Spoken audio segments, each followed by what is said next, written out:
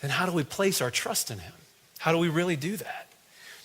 Well, the fact of the matter is this: it's a choice that we make to place, our confidence in him, to transfer our confidence in him and to trust him above all else. There's a tightrope walker last century, actually 2 centuries ago in the 1800s, named Blondin. And Blondin was kind of an exhibitionist and a showman. And he, for a great feat, decided he was going to tie a tightrope across Niagara Falls.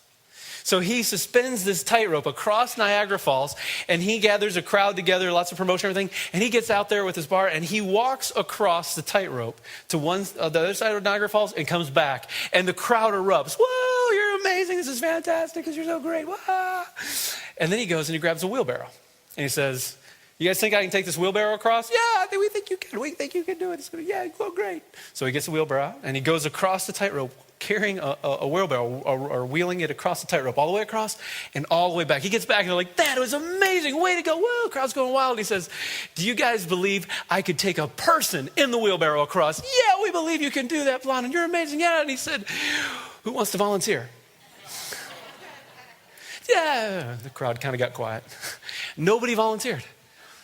They believed that he could do it. Man, I have total confidence, Blondin, that you could do that. Yeah, you could put anybody in that wheelbarrow and you could get it across. Not me, though. What it means to place your trust is more than agreeing that, you know what, God is big and he can handle anything. Amen, let's sing a song about it and go home. Woohoo! It's putting your trust in him. It's an action. It's saying, God, I'm going to trust you with me, is what it means to really put our confidence and our trust in him. If we look back in the Isaiah passage, it says, you will keep in perfect peace him whose mind is steadfast because he trusts in you. When our mind is steadfast, when we don't just flippantly say, God, yeah, I kind of trust you and I think you might be able to do something that's great, but our mind is steadfast and we lock on the fact that, God, you can be trusted. God, I don't know how you're going to do what you want to do in this situation. God, you may fix the situation, you may not. My trust is in you. My trust is not in trusting you, it's in you. I place my confidence in you. I want to shift my confidence from anything else in the world to you, and I'm going to stand on you. I believe you can take care of it, even if I don't know how, even if you're behind me or you're in front of me and you ask me to fall back. That's what it means to put your trust in him and to have steadfastness. And listen, the degree in which your mind is steadfast, the degree in which you really are locked on the fact that I truly believe that he can do that, is the degree in which you will have peace. If you say, I kind of think you will, then you kind of might have an ounce of peace in your life. But when you are steadfast and you trust, you can have a perfect peace, a shalom, shalom. Chuck Swindoll writes this. As a pastor, he says, the thought here is that you choose to abandon all other crutches, the things I've been leaning on my life for security. I abandon those and I place all of my anxiety, all of my being, and all of my circumstances on the one who can support me. It's turning and saying, look, these things are great and it's wonderful that I've got a great friend, I got a great car, I got a great bank account, or I got a great job. These things are wonderful. But I'm not going to lean on them for my support and security. I'm going to choose to put my confidence in God instead and to stand on that rock.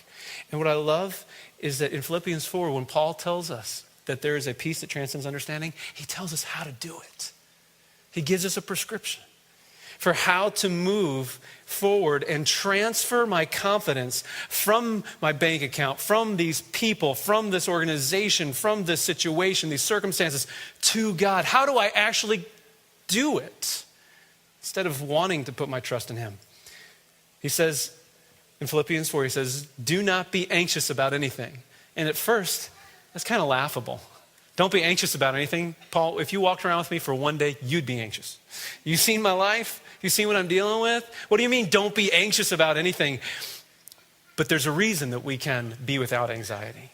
He says, don't be anxious about anything. But in everything that happens, whether it's big or little, earnestly seek me, earnestly come before me and tell me your needs. Present your needs to me by prayer and petition.